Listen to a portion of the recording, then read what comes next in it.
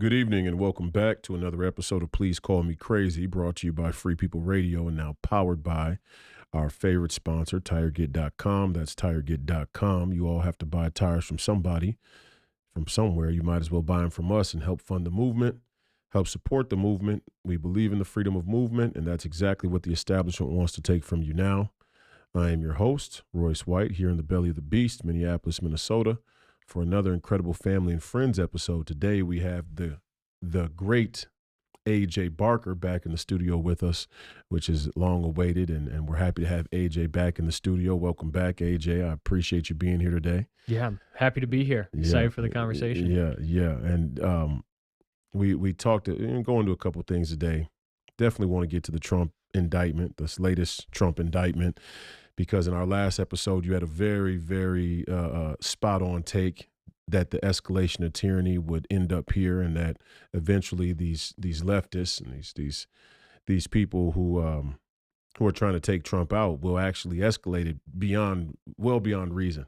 Not that it wasn't well beyond reason with the first three indictments or with anything that they've done, but that the escalation will just continue.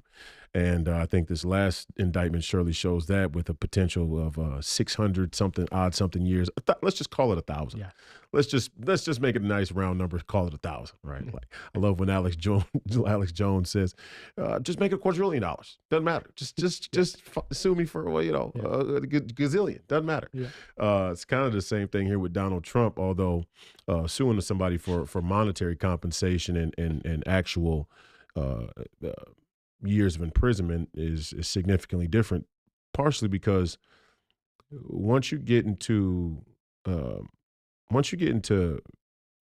criminal penalty and the law and the maximums and minimums, there's a lot of problems with our justice system there already, where you could easily be in the right court at the right time with the right prosecutor and the right set of circumstances and have a number of years tacked onto your sentence just from that set of, whoever that judge is, whatever's going on in that one particular place, which I think is a big problem. And then the other way, you could say, well, if there's too much nuance, then, and we don't go by a strict set of guidelines, and it's no longer the rule of law, and it's kind of a banana republic anyway. Nonetheless, you had a great take that the escalation would get to this point and that eventually the left would just gap out and try and just kill him, right? Take him out. Roughly. And well, again, I think what's funny is we were using, again, Alex Jones as the precedent where he gets sued for $1.5 billion. And so we go, I mean, who's stopping these guys from, bringing 300, 400 years against Trump? And I thought that the 300 to 400 years was the extravagant extreme, the equivalent of the 1.5 billion. I think we said the same thing. Like, why not just sue someone for $1 trillion at that point, $1 quadrillion at that point? But this is the same thing. I mean, yeah, now they're up to 800 years. We're calling it 1,000, and the death penalty. And, some are saying, well, technically the death penalty is off the table, but who knows if they might bring it back on the table. Yeah. And I mean, the Department of Justice has made a public statement that the death penalty is officially not a part of the scope of potential punishment here. Just the 800 years conviction. Yeah, but when you're dealing with people who aren't abiding by the rule of law, who are just going about it the way they want to in a sort of banana republic style or targeted prosecution, nothing's off the table. Yeah, they're unprincipled individuals, so they don't nothing's have off the principle. Table. Yeah, Nothing. I mean, I think the sticking point, as the Department of Justice laid it out, is there would have had to have been some death involved with this conspiracy, with this RICO case, or murder, in order for the death penalty to be in play. I think that they could end up making a case for that. I'll take your word for it, or their word for it. At least that's what they said. Who knows? I don't know. It seems like treason's a capital offense. So if you conspiracy against rights, yeah. The most conspicuous thing in the whole Donald Trump indictment is that the day before each indictment, there was some corresponding Hunter Biden, Joe Biden, or other legal matter that surfaced, that came out in the public, or whatever the case may be. There was some other legal thing that took place of significance, and then the very next day they bring more charges. And I think it was Rachel Maddow who openly said on MSNBC one night that this was, that she could see where prosecutors or whoever the powers that be are would be trying to leverage these indictments against Donald Trump to get him to bow out of the candidacy, Right. and that it was, but in a very open way, in an unabashed way, like, no, we're going to use the legal system and the courts to get you to bow out of running for president. I mean, we are no longer living in America if that is the case, if that is in fact the case, and we shouldn't stand for it. Now, how to go about fighting back against it when an entire society has given such lenience to the court system and the judicial system, that's another question entirely. That's an entirely different conversation. But the fact remains, we are in a dangerous time for anybody who gets in the crosshairs of the justice system, much less the most controversial man in the last, I don't know, 100 years here in America. What do your mother was a prosecutor. Can I say Yeah. that? Yeah. I Yeah, don't know why you not. come from a family where your mom was a prosecutor Right. for a long time, and so you have a good sense of the law as well and how the legal system works. Well, how do we start to walk back from where are the pitfalls and the problems? And also, I Yeah. want people to know that your work on the utopian prison system, although it may sound strange to some of you now, is actually really good work. If you want to touch on some of that within this context, feel free. But how do we start to walk back from this banana republic that's erected? Yeah, well, actually, that's a nice little segue. The utopian prison system thing, because I think part of the genesis of that idea is that regardless of what we do with legislation and prosecution, if we don't have the punishment that we give them sort of ironed out, then it's all to naught. And by ironed out, I don't mean, you can read the article. We're not talking about the modern idea of prison reform where prison's just not prison. We're saying that prisons have to hold in tension a balance between punishment and rehabilitation, but not as equal. It's not part A's punishment, part B or something, part A1 is punishment, A2 is rehabilitation. It's the primacy is punishment. So you have to have a system that is that punishes, Mm-hmm. but with a sort of purpose, a sort of acuteness. Which, by the way, most of historical prisons just kind of did because they put people in sort of solitary confinement, and they understood that that's the best way to punish a human person. The sort of the most efficient, and you can think not even just most efficient, the most effective in the sense that the person who was maybe wrongly convicted Mm-hmm. will have the most peaceful conscience in a solitary setting, right? So yes, it's still horrible anytime an innocent person's punished They'd have whatsoever. they'd have the most peaceful conscience amongst the people who are in solitary confinement. Yes, correct. It's like it's the best buffer. Not relative on a scale of No. peace with people who are free. No.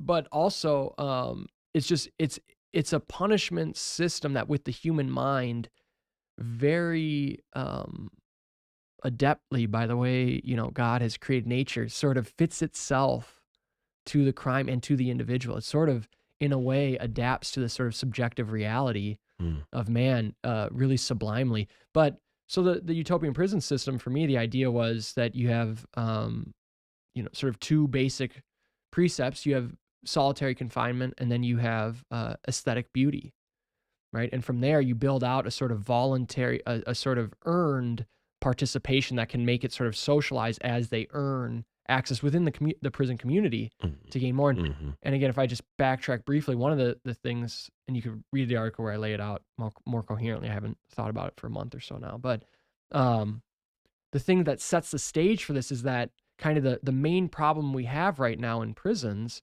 is that anyone who goes to jail immediately comes out a more hardened criminal than they entered into it, because we have this sort of communal event that takes place in jail. Well, that should be number one rule, is no one should be able to come out of jail more hardened as a criminal than they entered into it.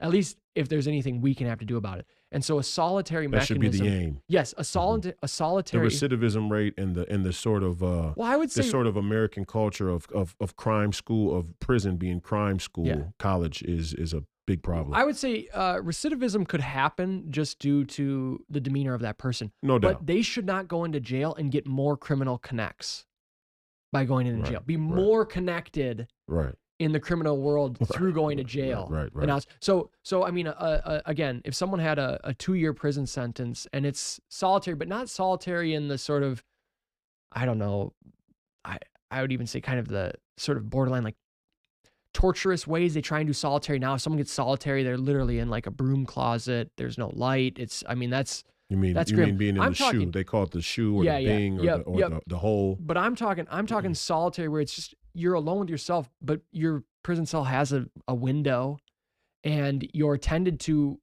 relatively respectfully, but you're solitary, right? And then there's actually no conceivable way that a person 2 years after that has more active or lively connections to the criminal world than they entered into it. Right. It's actually not even tenable. It's not even possible. Traditionally, we've erred on the side of saying that it's more torturous. It's too torturous to keep people in solitary confinement to try and offset the chance of them gaining that more communal access to criminal activity and other criminal. Yeah, what they've done is they haven't even done the trade-off like that. They've simply said that it's too inhumane to have solitary confinement for that to be the norm. And so what we're left with is a sort of social communal bonding in the prison cell of criminals, of people who have at least in one instance sort of habituated some form of vice. Here's why I like your utopian prison system as well, and the idea of solitary confinement being a sort of baseline norm. One of the big fears or one of the big problems with contemporary prison systems is that people who go in for very minor offenses end up having to encounter and deal with people who have major offenses or borderline major offenses or the capacity for major offenses. I mean, there is a scale and a degree of criminal behavior, and at many places you get thrown in with everybody else. They try and say that they separate you, maximum, medium, minimum security. But there are many places, such as Rikers Island, for example, is infamous for, you get caught in Rikers Island, which functions as a prison, although it's a jail, and it in many cases is a holding area, a holding jail for people who are awaiting sentencing. And there'll be people in there who are awaiting sentencing from all the way armed robbery and violent battery assault to paternity court, family court, or taxes, or whatever the case may be. And then you get in there and you have to defend yourself against people, and now either you get brutalized and taken advantage of, which is the case for many of them, which will give you a set of psychological problems that you didn't come into jail with. No. Right. If I didn't pay my taxes, I come into jail and I get beat up or jumped or raped or even bullied to a certain extent. And at that level, I'm not talking middle school bullying. You're an ugly kid. I'm talking you're going to do what I tell you to do, or I may in fact kill you. Yeah. You actually that will harden you in a way that you actually maybe not have been hardened with just a simple tax conviction and jail time. So that's a big problem as well. The other thing is, let me add this one in too, because you said, you have the lesser criminals with the more hardened criminals, right? And they're going, and it's having a hardening effect on the lesser criminals. Well, let's even just say that two people with minor offenses, one person could have done it 1,000 times prior and now they got caught, and the other person could have done it 5 times. So even that person who's done it 5 times and happened to get caught, even amongst minor offenses, you can come into contact with someone who has totally habituated that offense, and it can teach you more, or implicitly you're sort of having to now swim in those waters. So part of the base assumption is it's saying, no, we can't make solitary this universally like bad thing that can only ever be inhumane, torturous. I'm saying that, and this is partly why I say solitary confinement combined with aesthetic beauty in the prison system is the idea that if you have architecture that in a sort of awe-inspiring or fear-inspiring way raises you up, and that's, by the way, that's what you go to the old buildings in Europe and some of them here in America with different, typically it's like church buildings, but even just older buildings, the craftsmanship, the work of it evokes a sort of gravity in the soul. right? And so what I'm saying is that prison systems should evoke that. They should be raising someone up to a healthy sense of the fear of God through the sort of grandeur of beauty, the sort of imposing presence of the. See, if something's ugly and frail, you might be stuck to it, but you're not worried that it's going to stick around. If something is grand and sturdy, you immediately get a sense that this thing will be here for hundreds of years, where I won't. And not only will it be here because of its sturdiness, because of its beauty, people won't take it down, right? People won't voluntarily just sort of demolish it and start over. So what I'm saying is that a solitary room where someone has, again, a brick stone structure with open window space where they're getting natural light, but they're now, maybe it's high ceilings, whatever it would be, right? And now they're in there. Now I posit that actually that solitary confinement experience would become one which is geared toward the elevation of the soul, toward more noble things. That doesn't mean everyone's going to respond to it that way. And this is where you get the sort of profoundly, sublimely calibrating mechanism of solitary confinement, of solitary punishment. Yeah. For the one more hardened in vice, they're going to be more resistant toward that. And I don't just mean the vice that they got sent to jail for, just across the board. And for the one who's maybe more on the brink of that repentance, then this sort of burden will actually be a sort of relief. It'll be a motivator along that path toward good, toward goodness, and toward reconciliation, right? Toward restitution. And so part of it is saying, and this kind of circles back, is I'm positing that I think we need to start with, start with the prison system and at that type of foundational level. And for people who say, well, we don't have, here's kind of twofold. It's like, well, we don't have enough space to be able to house that many people in that type of setting. Well, then we build more prisons. And by the way, if we're building beautiful buildings, it's not a blot on the society. Right. It's like, if you're building more of them, and then other people have said, well, what if that's so good that people want to live there? That's where actually they don't understand. But that's where the idea of utopian prison system came in. Is first off, you don't understand it rightly. People naturally desire a freedom and a freedom of movement and interaction. Right. But for the people who say this is sort of a harmonious way of living that ushers into a seamless, like, well, then basically we've done the best welfare, social planning project conceivable. Yeah. Is that we've ushered in a natural and organic way, a sort of means of living harmoniously amongst people. It wouldn't actually turn out that way. But if it did, if it went the way they said, well, then people would want to go in there. It's like, well, first off, you can go there. You should probably go there. If you would see a nice building and then commit a crime on account of getting to that, then we probody need to send you in jail. You probably should be in jail. You're on the verge. It's like when the NBA says, it's one of these, falsifiable, variables where people don't understand the real nature of the human condition, and they haven't considered the outcome or results of what they're actually proposing. Like the NBA said to me, when we talked about mental health and mental health policy, we can't put in a mental health policy. Players would start to fake mental illness. I said, well, then they have mental health problems. They're having mental health. If you would fake mental, if you're trying to con your team and get money by fake, you got a problem. You got a mental. You got a mental problem. You certainly have a spiritual. But their baseline is not to look at the human condition that deeply, which, in my opinion, automatically disqualifies them from being in charge of such important matters. Yes, like a prison system or the overall policy of health policy of a workplace, a given workplace or the workforce. But to bolster your point. Yes, they would say, hey, people are going to want to go to jail.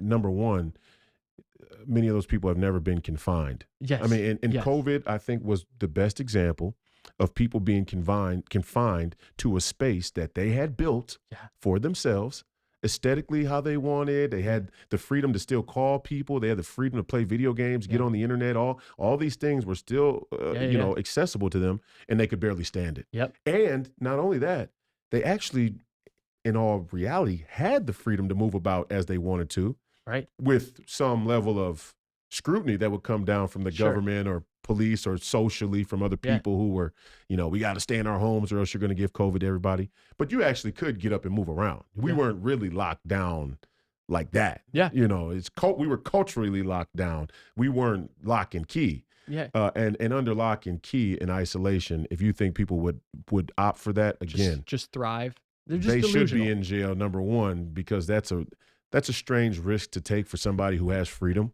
Yeah. that would make you a criminal. Kind of It's a criminality in you. It's a shocking level of ingratitude. Yeah. For It's what you crazy, do, for the good things you do have. But also, it's like, okay, if you're going, well, look at how they build prisons. It's like, well, good. If that motivates you to raise your standard for what you would accept from, in your own life, for what you'd want, for even the baseline of society. Yeah. That's again where I sort of do the tongue in cheek, the utopian prison system. Yeah. Well, and the reason I asked you about the utopian prison system to start here talking about Donald Trump is you can tell that people, communists, who certainly talk about this egalitarian and utopian future vision of society, don't really want utopian society. They use it as a promotion. They use it as propaganda, as a selling point for very low information and people who lack critical thought. Because when you play out their proposals, you can see where there's no utopia even possible. And this is a perfect example where, and the reason why is like, you're a guy who came from a more liberal upbringing, but now have converted to Catholicism, and now you're probably much further right than Donald Trump, further right than me in many respects in certain issues, and further right than many Americans in a very good way. And your ideas, your idea about the utopian prison system is so far from what any of them are trying to suggest right now. Their actual remedy to the incompetence of the judicial system as it stands is to just make things lawful, just to start to make things that were formerly crimes lawful. And let's start to bridge this gap to what we were saying about Trump, because the first reason that is helpful about the utopian prison system is now it informs, if you have a structure like that, it informs how long you do criminal sentences. Because actually, if you have a solitary situation, what before was a 5-year sentence might be more than sufficiently accomplished in a 10-month sentence, because they're truly solitary in that time. No doubt. It's a true period of reflection. And so now, even if we have more people, right, you start to see the turnover. Actually, this could potentially work way better. But now you get to a more sane place around what are you punishing, in what ways, to what degree. Because what we have is a society that's totally insane in that realm, totally chaotic. So Trump is now facing 800 years, and no mass murderer in the history of all time has ever faced. It's so intemperate. Like it's that. so intemperate. It's so imbalanced. We're talking deliberate, Hannibal Lecter level serial killers don't face this. We're war criminals. Shoe bomber. Whole regimes don't face that level of punishment. And they at least did Osama bin Laden the decency of shooting him on the spot. Yeah. I mean, they're not going to try and drag it out and give him a 2,000-year sentence. Yeah, in front of respectfully to everybody who was Nuremberg or something. Respectfully to, me and AJ, two friends talking, best friends talking. So we talk about these things in casual terms, and there's certainly nothing casual about some of the mass murderers who were mentioned, or Osama bin Laden, and the effect he had on many people around the world. But the point still holds. I think that if you can't look at the escalation of tyranny with this Donald Trump indictment, and at least from what AJ has laid out thus far with the utopian prison system idea, see that they're not aiming for utopia. No. Their thing is they're not aiming for justice. They have two desires. It's either going to be all-out authoritarianism and tyranny that they can wield to their benefit, or we'll just settle for mass chaos. Yes. We'll let the young men in Chicago roam about after shooting somebody with no cash, with no cash bail or whatever that, all these laws they're trying to put in. We'll either let it be completely chaotic, because that's a net positive for the destruction of America, or we'll settle for complete and absolute tyranny. Right. And those are the same goal. Absolute tyranny is the same as the chaos, because the chaos just buys them time to try and reinstall the tyranny. That's right. So it fails over and over again. The more chaos, the more perpetual chaos, the more chances they get to just keep trying the tyranny. So it's just one goal. It's the tyranny. It's the tyranny. It's the control. It's the power. And I think if you start to talk about this stuff sanely, let's maybe flip put the shoe on the other foot so that we can start to kind of make sense of this. Let's say, people who advocated sort of the what would you call it? The sort of militant wing of the liberal left party throughout 2020 and really kind of advocate. You can kind of see how it's like, man, all those tweetings and public speeches, like there is something sort of, seemingly wrong in doing that. Let's scale this to its right proportion, because it's like, yeah, I think that is wrong. And they probably deserve like a 2-hour timeout. Give an for example. each of those Give an offenses. Example. What do you mean? But I'm saying the militant wing. I'm confused. Yeah, no. I'm saying in 2020, leading up to the election, we had the left instigate chaos. So we have the summer, George Floyd, but they're just instigating chaos, right? And you can sit there and say, well, instigating chaos seems to be an offense, because that's the accusation on Trump right now, is that he deserves 800 years in jail. Sorry, I mean it's absurd. He deserves 800 years of jail because he instituted chaos against our regime. Yes. Right? And so what I'm saying is that if you even have it in proportion, if you flip it and you can see where, okay, maybe instigating chaos is a problem. The punishment that comes to mind is like 2 hours, 3 hours per offense. Maybe you stack all these on top of each other and you go, okay, you need to go to jail for 6 days. I don't know, maybe.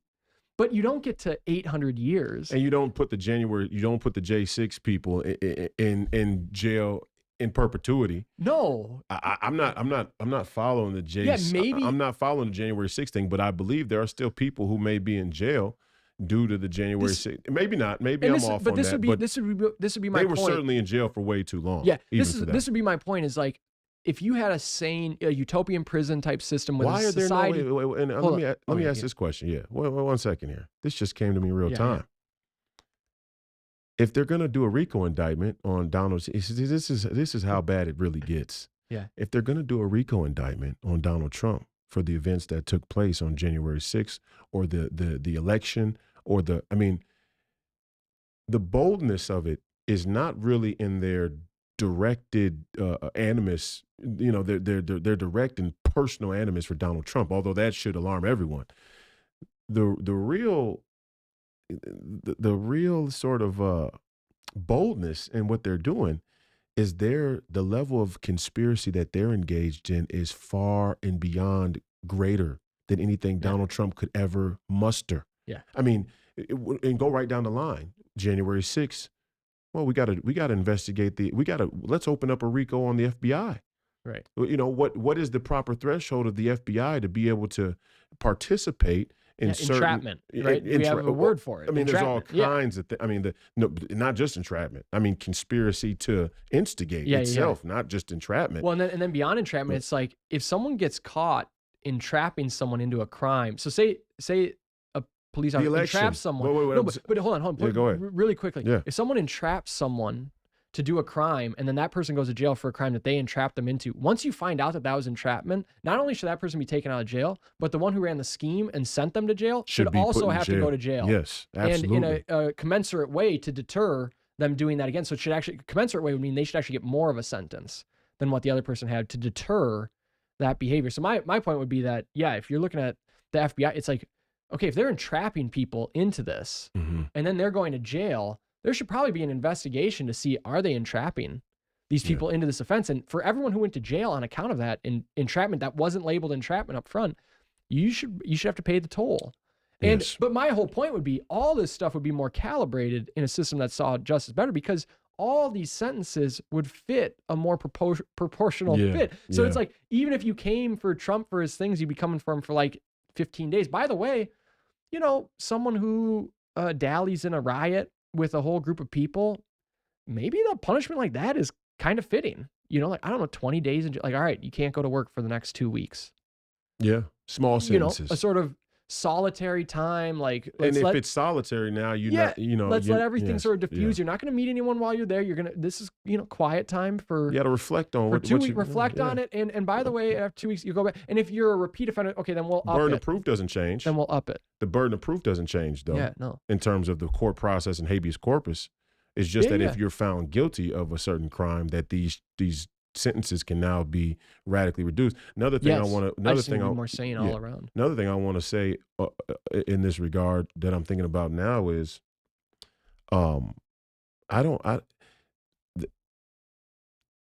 trying to figure out where the rule of law begins, where the spirit of the rule of law begins in justice and the ability to adjudicate punishment versus versus reconciliation, or punishment versus justice, right? No, punishment versus rehabilitation. rehabilitation. Yeah, Yes.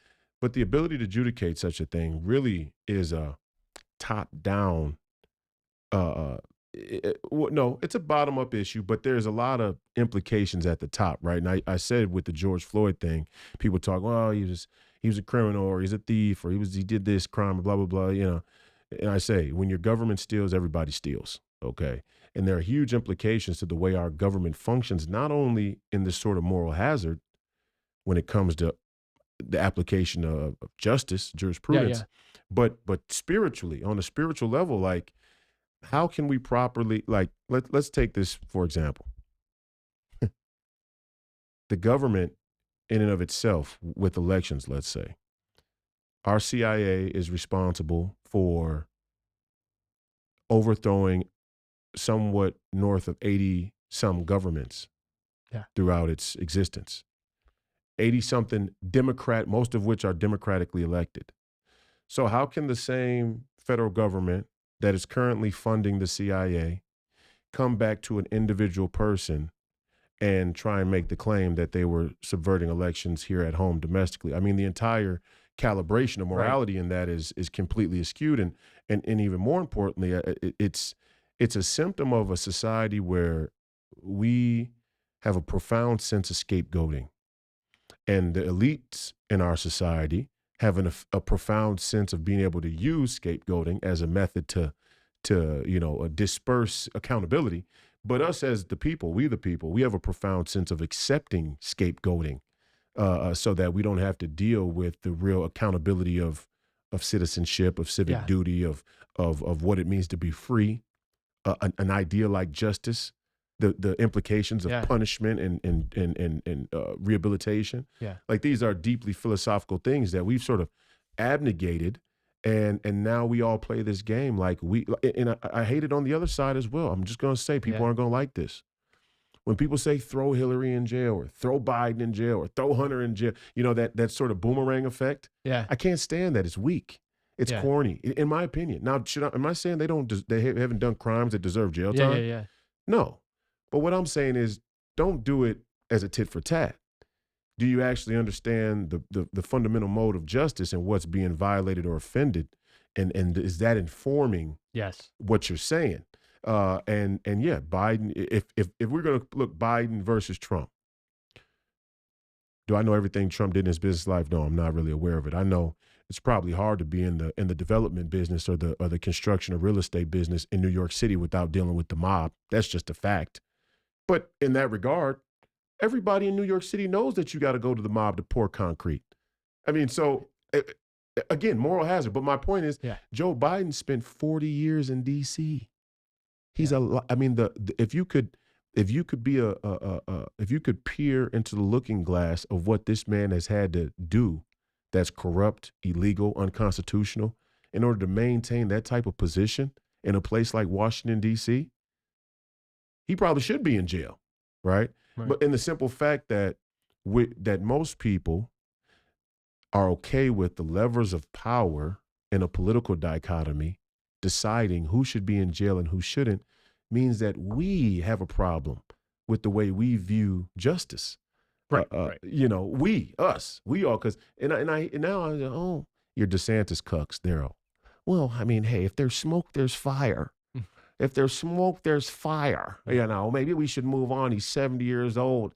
I became MAGA. I became a nationalist because of Donald Trump, and I'm thankful for that. But if they put him in jail for 800 years, it's the penalty he has to pay kind of deal. It's like, guys, they're coming for you next. You people have no clue, like you said, the escalation of tyranny. Yeah, it's going to be pointed at one man to scapegoat now. Pretty soon they'll start rounding up groups to scapegoat. Yeah, and the reason that they will have to round up people to scapegoat is because revolts against nature, which the leftist entire agenda is, that's from, again, we've tracked it well. Scientism, okay, to the fallacy of democracy, to materialism, Industrial Revolution to individualism, Mm-hmm. okay, which is now rampant, and we have everything we have today that hallmarks that individualism, which was an offshoot of, in its modern form, was an offshoot of the existentialism of the early 20th century and late 19th century. But all this stuff builds up in a way that the left necessarily has to have scapegoats, because the revolt against nature is so strong, it's so deep, that scapegoats will consistently be necessary, because what they're striving for is foundationally untenable and undoable.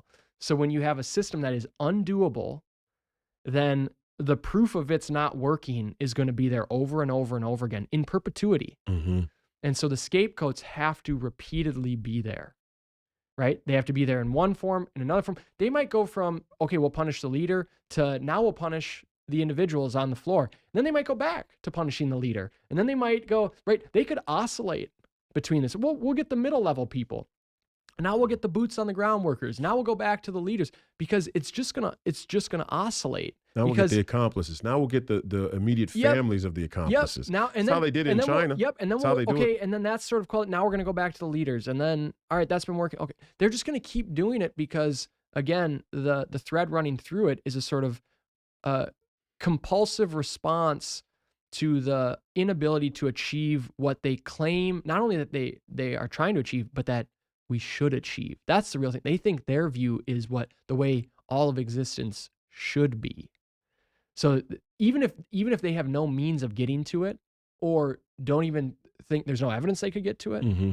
and they don't even think they can get to it, just the mere fact that they think it's how it should be vindicates their sort of self-righteous anger and outletting at all the scapegoats along the way. So scapegoats are not a sort of bug in the system. They're central to the system of a revolt against nature and against God. Yes. That'd be my, and so that's where it's like, you don't have to scare people with like, the escalation's coming to you next. It's like, no, it'll just, in perpetuity, the escalations will come at different times in different ways, and they might retreat for a little while. They might have a little period of, bad conscience. China might remove its one-child policy for a time. Mm-hmm. Bring it back later. Clearly, they won't have any qualms about bringing it back later if they need to. Whatever the thing is, they'll do whatever they have to do. They'll do it the other way. Now that the population there in China is facing a bottleneck with regards to what happened from the one-child policy, they'll swing it the other way if they need to. Yeah. Although they may not do that unless there's a significant. No, but they might do it in labs. They might the do ecto it. Yeah. farms the or ecto whatever. farms. Yep, yeah, I talked about it last. I said, look,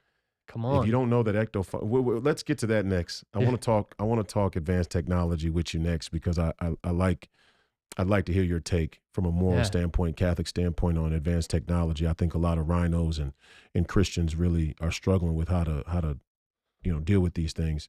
But the last thing I'll say is that Donald Trump may in fact be the greatest scapegoat in American history.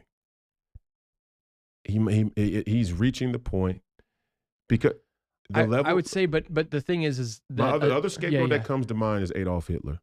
Yeah. And I wrote about the scapegoating in my book, Epistle to the King, where I wrote this my letter to LeBron, and in it I talked about Hitler and him being a scapegoat. Not that what he did wasn't wrong or heinous or whatever the circumstance of Nazism coming to the rise of power and who was involved in Wall Street and who all of them. I'm not talking about all of that. I'm talking about how he was used ex post facto to justify something else. Right? And he was used. Hitler was used to justify global government. That's just a fact. He's still being used that way. But Donald Trump, another level, because at least when it was Adolf Hitler, everybody still came under that scapegoat with the presumption that law and order was the goal, and that fair trials were at least loosely. So, I mean, this was what Nuremberg was. I mean, they had a trial. They didn't just grab every Nazi and hang them. They were like, hey, at least we got to have a fair trial, right? Now, Donald Trump is the symbol of a complete disconnect from the rule of law or jurisprudence or precedent, legal precedent, anything just from justice. Well, see, people think that Departure is the word I was going to use. People think that Departure. extreme actions are what occasion radicalness, but it's actually totally arbitrary actions that most catalyze it. So you take Adolf Hitler, who, as bad as he is, and you have a pretty uniform response to it. Even if it's it's actually pretty sort of consolidating. Mhm. But if you take a Trump and you put him in jail for 800,000 years or whatever they're at now, right? What you're going to get, Let's just go for what you're going to get, 100,000. yeah, but let's look at, here's the response you're going to get. You're going to get two responses as the typical response. You're going to have a whole swath of people who think there's no way they're Trump supporters, right? They're sort of conservatives, whatever. And they go, there's no way they can reconcile this whatsoever. Then you'll have a whole bunch of people who don't care about reconciling, but they dislike him. And so the response, because it's such an arbitrary sort of punishment, such a sort of trivial matter and an arbitrary punishment, but to such raised stakes, is the response is so radical. Because then the people who don't like Trump and feel that they have to be on the advocating side of the punishment now are having to advocate for 800-year punishments for trivial matters. And on the flip side, you have a total dismissal, a total rejection of the whole basis of authority that these people are wielding. And so that's a powder keg that you can't sort of whatever mix back together. You can't get it back together. It's a Gordian knot. Yeah, you can't really it's not easy to untie that. Yeah. And so that's where I think we often think that extremism comes from like a very clear extreme behavior that happens that then springs it. And I would say that it's actually probably very arbitrary behaviors that are imposed upon severely that are much more likely to cause sort of chaos and fracture things. And because I know so many people that we obviously do living in Minnesota. There's so many people that are on the liberal side of things that, I mean, okay, how would you guys respond to an 800-year sentence to a man who, at best, talked a little trash at a prep rally? like at best was, and I mean, your best case argument, I don't even think that really holds, but your best case argument is that he was capping at a rally. Yeah. With people, with his supporters there. Yeah. He got a little excited. Yeah. How are you gonna justify, right? How are you gonna square that circle? You're not going to be able to. What it's going to do is it's going to radicalize you in going through that. And then all the people who now just wave of a wand or just dismiss the judicial system, America. Well, I mean, let's be clear too. I mean, the main thing that I think is lost on many people in America is we have this profound sense of freedom and individuality, right? That's what's been weaponized, really. The idea of freedom, the concept of freedom in America as being any and everything, not righteous freedom. Yeah. Right. And from there is this outgrowth of radicalization, because when we really think about it, tyranny from the state or political prosecutions, banana republic, that seems very extreme for people who believe in freedom from a righteous lens. But to people who believe that freedom means any and everything, especially and not, especially their own wickedness and corruption. Yeah. That isn't the most radical thing going on out here. Right. Trafficking kids or trying to sexualize children, taking the innocence of children, that's far more radical. A man taking dick from another man, that's super radical. I mean, that's real radical. Commandeering people's wealth through taxes. Very, very radical. The idea that a small group of people could govern 8 billion people effectively in a sort of one government structure, that's real radical. Yeah. Okay. The idea that we should not eat meat and eat bugs because meat causes climate change, but then now we can eat meat because we found a way to clone meat from meat cells. That's radical. Yeah. Okay. So the radicalization is far and beyond Donald Trump, but he is a good symbol of just how disproportionate these people's responses to very, like you said, a very casual situation. I mean, it's a very benign situation would happen. I get it. AOC and Ilhan and Cory Booker and all these people want to make you think our lives were in danger. We were going to Yeah. be taken hostage and potentially, decapitated Yeah. in front of a willing far right wing YouTube audience. Which, by the way, apparently, if they had raped and murdered you guys, still wouldn't be worth the same punishment as Donald Trump gets. Oh, Like, oh no! I mean, if rape, what is that? What's the punishment for rape and murder? Like life, 35 years, 80 years, life, 100 years. Not only that, you could shoot and kill somebody right here on Main Street, Yeah. and get 8 years. Yeah. I mean, or get a life sentence, which I think equates to like 27 years or something. I mean, what are we? Crazy. 27 years, 25 to life. Yeah, I don't even get how a life sentence isn't until the person dies, but yeah, I don't. I guess I'm just not. Yeah, I'm not smart enough for the. Yeah, I'm not. But these are the issues. But yeah, these are the issues. Well, I want to say, to piggyback where you say, is he the biggest scapegoat in American history? My only rejoinder to it is a confirmation of what you're saying, is that he's the biggest scapegoat to whatever empire comes in the wake of this. It won't be America, and it will have not been America for some time. And so, yes, he's the biggest scapegoat. He'll be used as a scapegoat, as the biggest scapegoat in this sort of 250-year lineage up to whatever is now, and then going forward. He'll be the sine qua non of the full scale, emergence of their, neo-American project, which is just not American anymore. It's China-centric. Yeah, I mean the Chinese Party of America, the CPA. Yeah, the CPA. It's exactly what it is. And let's move into that. So in parting, my thoughts and prayers are with Donald Trump and his family, and being in the crosshairs of this kangaroo court and this sort of banana republic. I think, honest to God, I for the life of me can't stand that the conservatives have allowed the leftists and the Marxists and the communists and the BLM protesters to sort of corner the market on civil action protests. I think there should be sit-ins. I think there should be protests. I think there should be, on account of a number of things. Yeah. Least of which may be Donald Trump's indictment. Yeah. But it definitely should kick things up a notch, just on a day-by-day basis.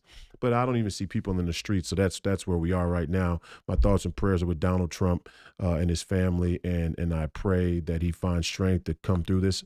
I'm sure he will.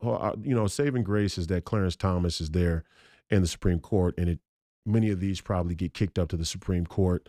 I don't know if they would. It seems to me, at least, that the Democrats are using, in their arrogant mind, they're using this as a political strategy enough to where they're not trying to lean and levy their power to stop him from being out on bail, or stop him, like put him in jail now. They're at least saying, we're going to let the legal process play out before we throw him in jail, right? They're not revoking his passport. They're not saying he can't leave the country. They're not putting him in jail on or denying him bail or bond. That hasn't happened yet. So that's a decent sign, because who knows what would happen if you went into jail. And Clarence Thomas being there in the Supreme Court, and a lot of these things eventually going to end up being in the Supreme Court, is a saving grace. It can take a long time to get to the Supreme Court, and by a long time, I mean 6, 7, 8 years. Which if you're 30 like we are, there's a light at the end of the tunnel. It gets harder when you're approaching 80. No, I don't think. I think with the high profile nature of it, it gets expedited to the Supreme Court. I'll tell you what, it might get expedited just after 2024. Oh, just after fall of 2024. Sure. Yeah, it might get expedited to spring of 2025. We should start there. That's definitely going to happen. That's the plan. It's not going to get expedited to, all right, June 2024, we'll clear this up. It's going to be February. It'll conveniently, 2025 of February. Yeah, February 2025. Yeah. I mean. And they'll clear them. Look, at the end of the day, what Donald Trump represents as a presidential candidate is far different than what he represents as a civilian, as an average American citizen. Oh, they probably even like that message. Yes.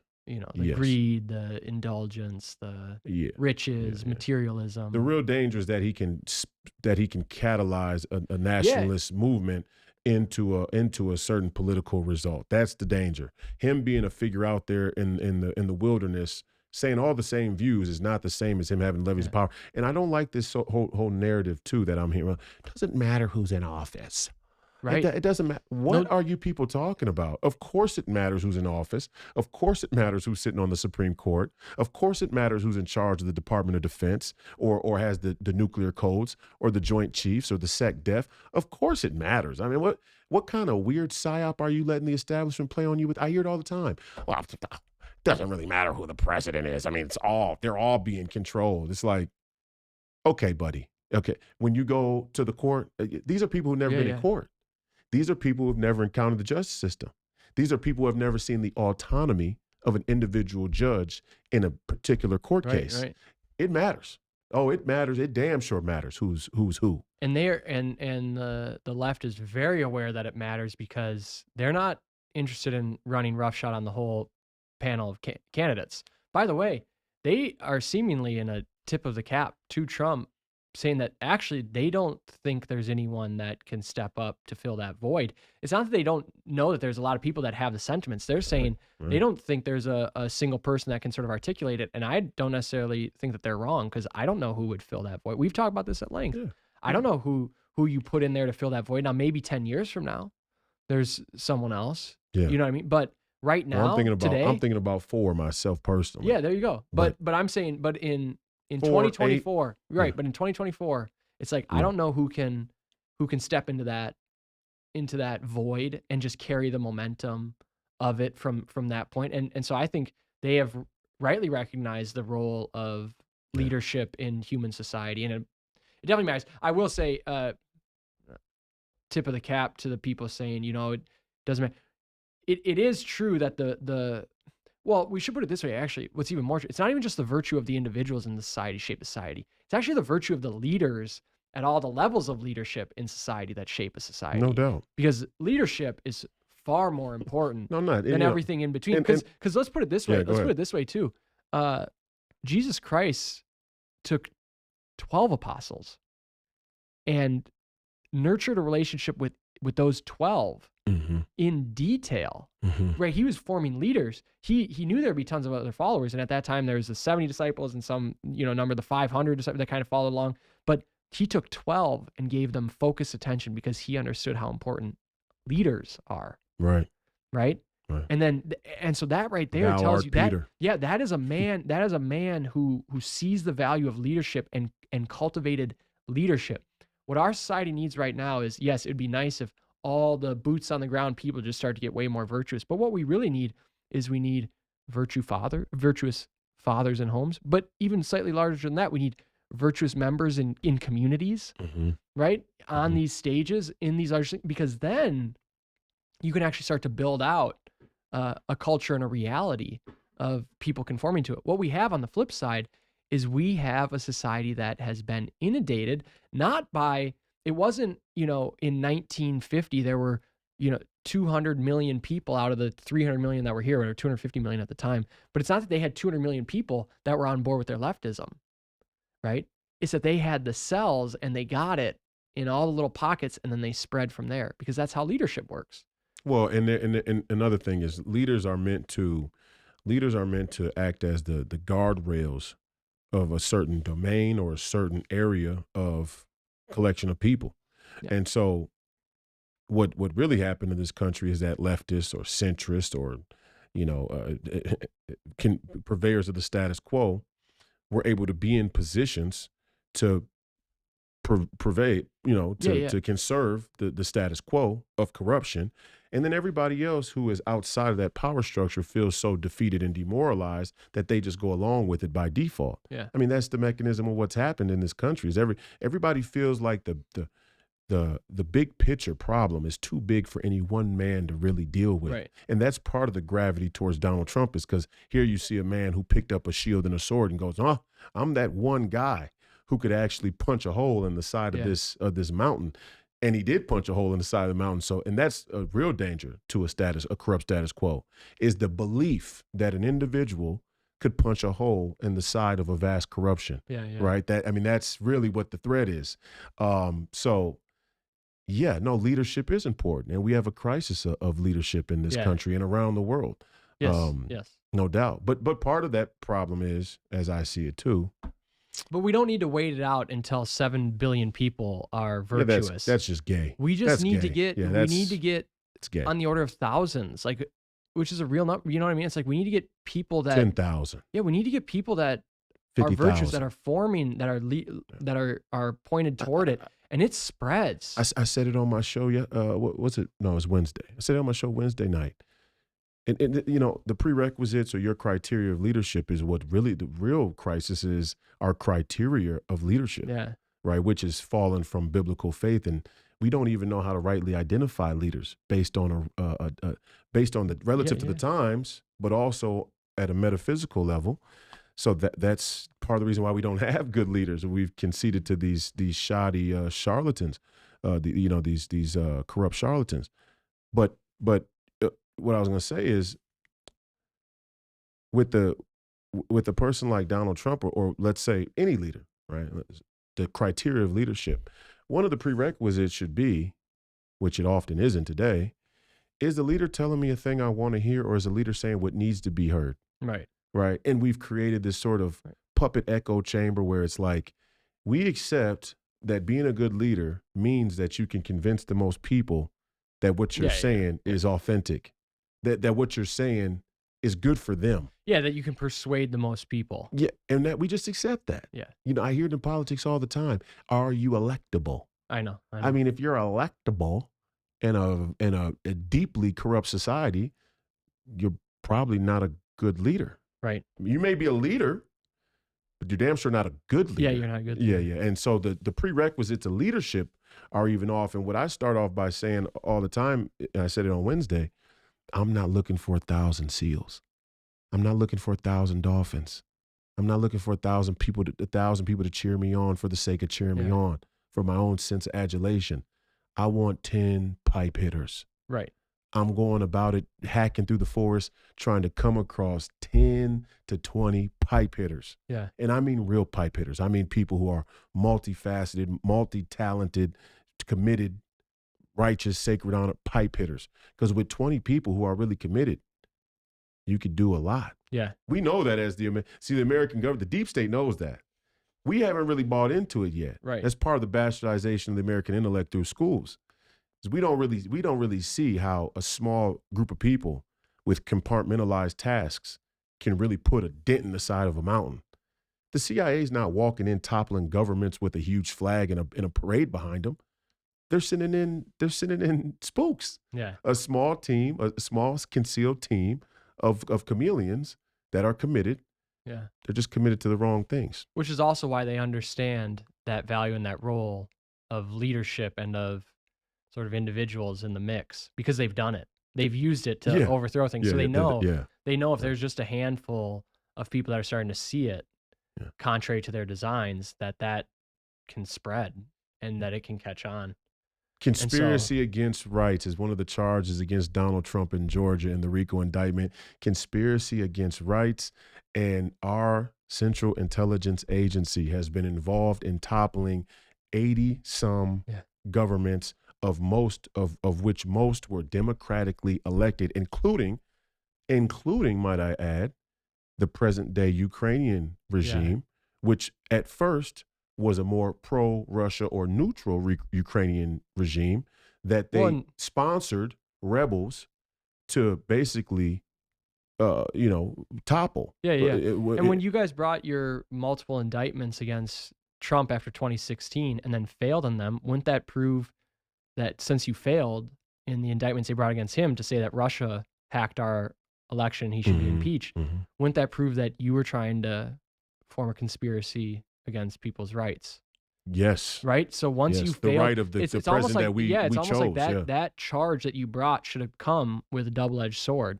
Either you get Trump or you get yourself. Because one way or the other, one has to be true. But AJ, there are no double-edged swords. I agree. But whose fault is it? I get it. This is a conservative problem. The conservatives opened the door for this. The conservatives allowed the conservative movement in America, post Barry Goldwater, let's say, Nixon, Kissinger, this whole movement of conservatives became so in love with the rule of law as a means to secure freedom and materialism and let's say, free trade, market business, capitalism, whatever it is, the rule of law has protected these things in their mind so well that there are no double-edged swords when it comes to the law.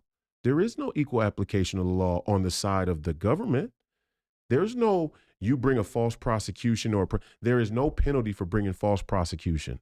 There's no penalty. Who's responsible for that?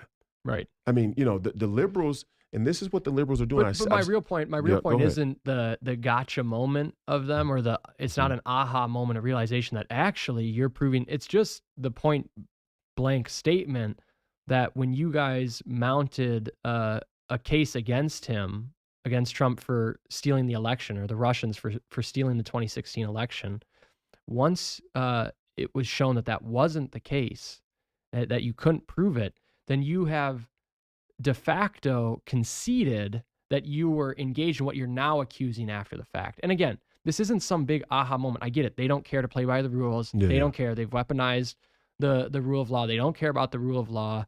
They'll use it any way they want. The people who have championed the rule of law, who opened the door to it, they always did it as a cheaper argument of getting out of the nitty-gritty. So it's the same thing with questions over marriage. How long have people said, well, my religion says they didn't, rather than saying, no, actually, my natural reason tells me that I can't, and the religion happens to co-sign it, but I actually just see this the way I see it, that marriage is fundamentally ordered toward procreation. And so anything that breaks that dynamic is out of the mix. And the people who want to say, well, yeah, but what about IVF and blah, blah, blah, and whatever else? It's like, dude, there's nothing in nature that orients toward IVF. Nothing. So again, I can make an argument from reason, from observable... In vitro fertilization. From observable reality, that marriage is constrained to a man and a woman for the purpose of children. So you can even take it to your extent where you have a man and woman who go, we're getting married, but we don't want any children. Not a marriage. It's actually not a marriage. And in the Catholic Church, that's an annulment. That means that the marriage never took place. If two people get married, not actively not wanting kids, it's not a marriage. It's literally the marriage. Annulment means that it's a recognition that the marriage never took place. It's not a divorce. It's not ending what was there. It's saying it never actually happened. The parameters weren't met. Right. And so, again, I mean, we're so far from that. We're so far from that. But my point is, how many people, when they get confronted with the marriage issue, go, well, it's my faith. It's my belief. So you've already jumped ship to what you think is an easier and a safer argument, yes, but packs less teeth, yes, and subjectivizes it. Okay, so you have the same thing with conservatives through the 50s, 60s, 70s, 80s, 90s going, well, but it's the rule of law. All right, there was probably something that you needed to stand up in principle for, but when the heat came at you, you defected to this rule of law thing, and now, of course, they've turned that against you. Yeah, of course. Because anytime weakness comes through to carry the day, you will pay for that. You will pay the toll. If you don't, your descendants will, right? And the only thing that holds are those airtight positions all along the way. And those will hold. Those will be the same yesterday as today as tomorrow, right? The eternal truth is the same in the past as it is in the present, as it will be in the future. But the eternal truth is airtight. And so if you want to let air into it and you want to take the easy route and go, well, hey, I hear you, good argument, but rule of law, you're going to pay for that. Yeah. Because that's not airtight. Yeah. And that's what we're getting. And so now we have this podcast where we actually start to ask, and we've done it a few times over this, ask some fundamental questions about justice. And here we get into the utopian prison system. And we do that. And you start to realize how barren that landscape is, that no one talks about these things. They're not tracking any of it. Yeah. They're not getting it. My Reign of Boomer Justice piece, which was our previous one, where we talked about it, and people in the comments, I had, people comment on it, and a lot of people like it, but then you have ones who go, I don't even see where there's a central argument, and I can copy and paste them. Boom. Right there. Yeah. Here's the argument. They were probably boomers. Yep. The subject heading said something like the argument in play. And then the first sentence was the argument. Yeah. And it's like, no, this boils down to the fact that people do not know how to navigate justice. And if you don't know how to navigate justice, you don't even know what you're talking about when it comes to rule of law, right? Because the justice is technically, going back to the Latin, is the administration of the law. right? And the law, by the way, is what governs the interactions between things. Mhm. All right. So again, you kind of have this weird play of things where it's like the rule of law is going to now govern what we do, but the rule of law is an extension of justice, which mediates law. It's circular Yeah. and it gets nowhere. And you have to get down to the core of it. How should people interact? And then from there, okay, what's acceptable, what's unacceptable, otherwise known as right and wrong. And so a false accusation is wrong. Yeah. Okay, well, if you're going to have a rule of, it has to punish things that are wrong. Yes. Right? And you can let Yes. certain things go on the margins, but certainly as they Certainly aggravate. Certainly not accusing a president of treason and colluding with a foreign any government. any number of false That's claims. not a small. That's not a small any number lie. of false claims in criminal court would have to be adjudicated in the reverse side. Once they're We'll be adding that to the Senate. wrong. We'll be adding that to the Senate campaign as a talking point. We have to have some accountability for the criminal justice system and the justice system completely. The entire justice. There has to be accountability for bringing false accusation, socially and civilly too. Me Too movement. Me Too movement's another great example. But that's we have a Me Too government. That's justice. And let's put it this way. Seriously, and who kind of cracked the seal. I mean, the whole thing, when you really start to look at it, we won't go that deep because I want to get to this other piece real quick before we head out. But the entire effeminization of American society and the suffrage movement, and now we got moms that are in the workplace getting taxed, and we taxing both incomes, and now the kids become the ward of the public school system and the government, and so on and so forth. And then all of a sudden you get a Me Too phenomenon. And I just watched for the first time. I started to watch last night the Johnny Depp and Amber Heard Netflix documentary, and I was literally laughing out loud in my bedroom. It's that entertaining. And Johnny Depp, God bless him, he's not the symbol of moral virtue by any means. I don't think he would claim to be, but he certainly stood in the breach on that one, didn't he? I mean, he could have settled. He could have done a lot of things. He said, nope, I want a public trial with all the cameras, and I'm going to vindicate myself in the court of public opinion, which was brave to do. And he turned out, I mean, it found that she was absolutely, I haven't finished it, but what I heard from, am I right? She was lying, right? Yeah. I mean, but is it wrong that I could look at her from the outset and tell that she was a lying whore? No, but here's, I mean, I'm serious. Yeah. Is it wrong that I could look at her in the circumstance? Yeah, Johnny, you wanted a hot, young woman. Yeah, your lust got you. Your lust got you. You know, she was searching for stardom and fame. And by the way, not airtight. Not airtight. The purpose for doing it and what it came back to him. And it boomerang around. Yep. But he stood in the breach like a man. Yeah. He stood in the breach like a man. And and I'm going to do a podcast about this on Monday. But the Johnny Depp and Amber Heard case is a pivotal turning point in American history. No, seriously. Probably is. No, seriously. Yeah. Because it kind of, there was kind already of funny enough too. Yeah, it's funny, you know. But this whole rejection of the Me Too movement and this radical feminism was bubbling up, but it hadn't had a Hollywood blockbuster turn yet, right? Because everybody who was getting accused was still getting clipped. Yeah, it was Cuomo, it was Don Lemon got clipped recently. That was after the Heard thing, but people were still getting clipped. Yeah, right. Like we all were having a conversation like that doesn't seem right. Dave Chappelle was like, something doesn't seem right here. Yeah. But no blockbuster stuff had actually gone in the direction of the man. Right. The Johnny Depp Amber Heard was the first A-list blockbuster situation where the woman was clearly found corrupt and skullduggerous in the situation. Here, let me too contextualize what we're talking about. The persecution for the person who brings a false charge. They also would have innocent until proven guilty. So the people who are like, well, then you have this retaliation system where it's if you can't habeas prove, corpus. if you can't prove that someone was guilty of raping you, then you're automatically guilty of a false charge. No, that's not true. But if they can prove that it's a false charge, then you're guilty of bringing forth a false charge. Yes. So you're right. If your burden of proof can't eclipse that they raped and the verdict comes to, okay, we're going to go innocent to the defendant, they're not going to jail. Mm-hmm. That doesn't actually de facto mean that you can now level a case against the other person faking the charge. But if you find texts and in discovery you find out that, oh, they actually are faking this charge. Yeah. Then yes, there has to be a punishment there. So the people who would be scared of that sort of retaliation system to disincentivize people bringing crimes forward because crimes are hard to do. It wouldn't do that. And what it would do effectively is the presence and risk of and I won't call them retaliatory, but the double-edged sword charges would slow people.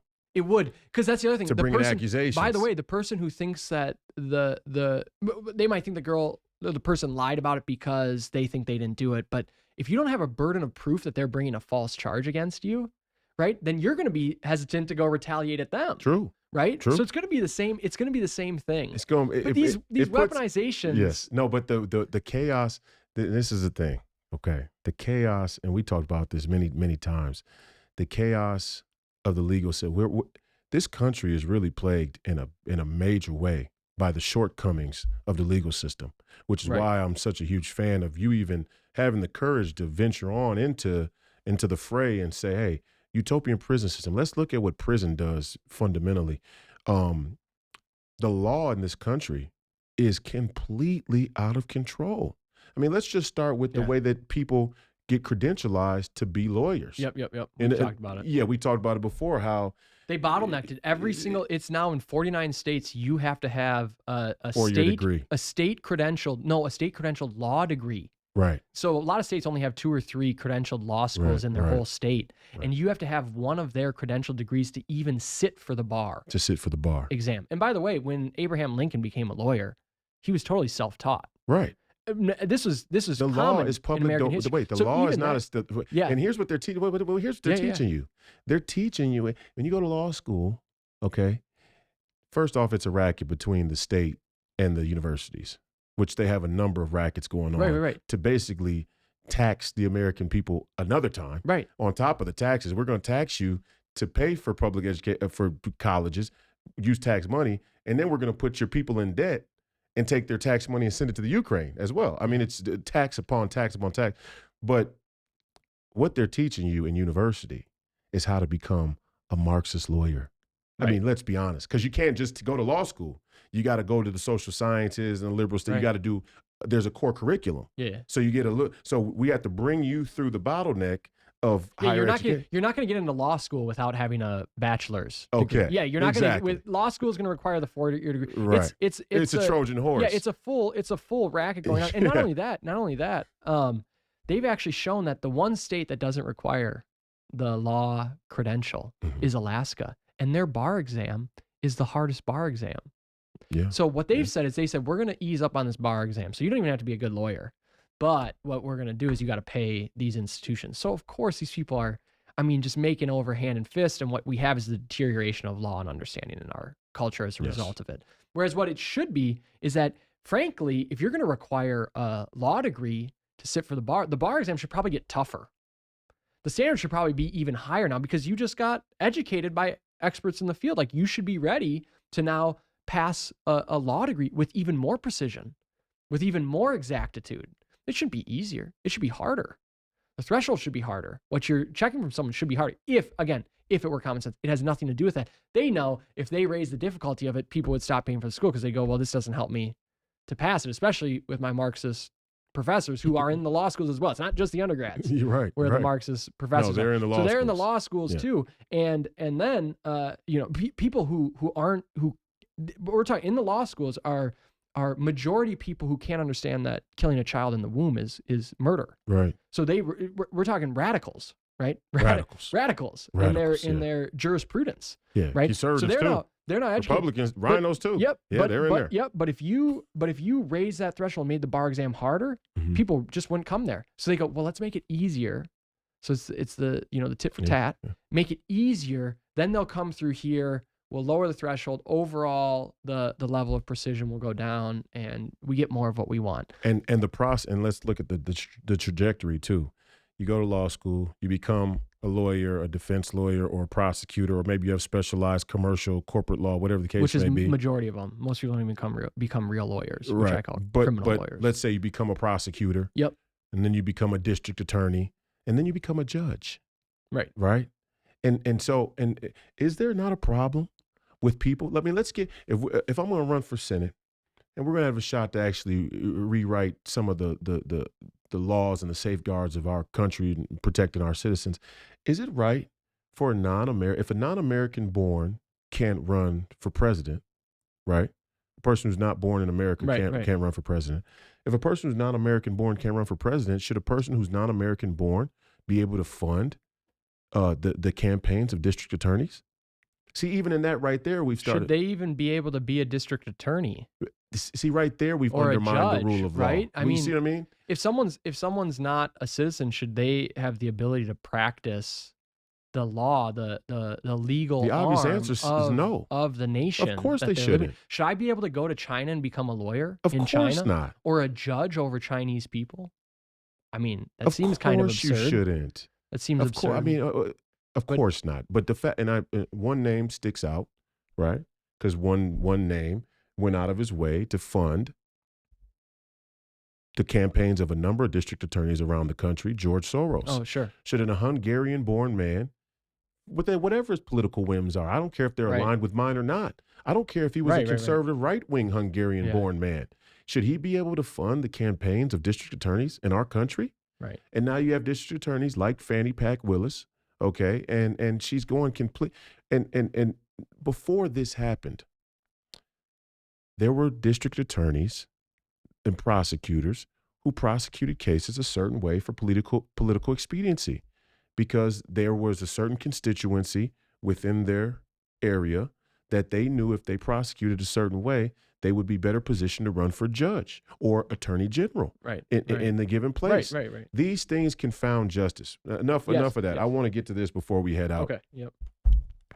because we also talked about Maui and we talked a little bit about direct energy weapons. I told you brief Yeah, you're about what filling me in direct energy briefly. weapons are, but basically the case that I made on Tuesday and Wednesday was that, because I don't know if you know, but I had Investigate Maui written on the side of my head in the last Big Three Okay. game, and it went viral, right? Oh, nice. And there are a lot No, of I didn't know. well, there are a lot of people who are even traditionally Democrat or liberal who have huge questions. The anti-establishment conspiracy theorists aren't just bound to the right, although Sure. more of them sit over there now. But there are a lot of people on the left side of the spectrum who don't trust the government as well, although they're falling few and far between nowadays. But there are a lot of Hawaii is a place that has 2 Democratic seats. They usually vote Democrat, 70%. Sure.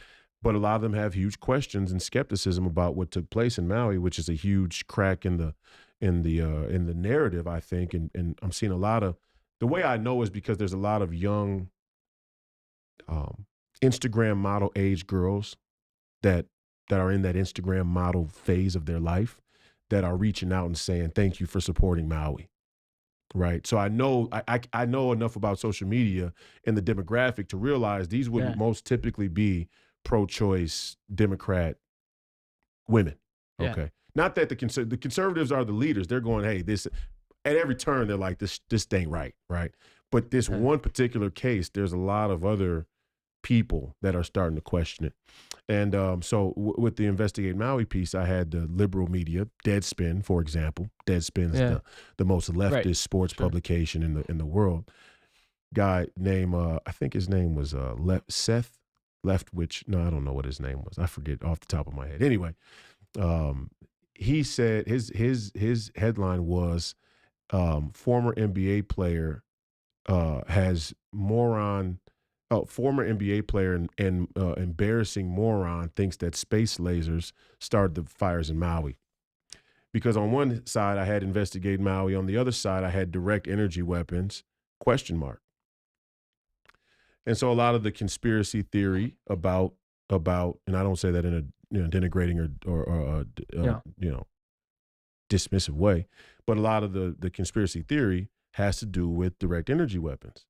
And my point in writing it wasn't to say that I know for sure it was a direct energy weapon, but again, to go back to the American citizens and our scope of understanding of what our government is doing, many people don't even know what direct energy weapons are or that they exist.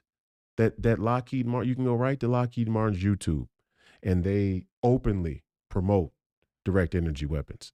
Yeah, I think I saw a short clip of a YouTube video of a laser weapon a couple years back, but that would probably be the extent to which Yeah.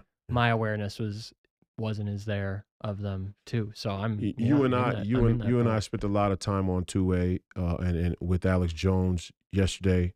I made the point that the conservative movement, when you come to the middle and clash, it's on an issue in an actual battle.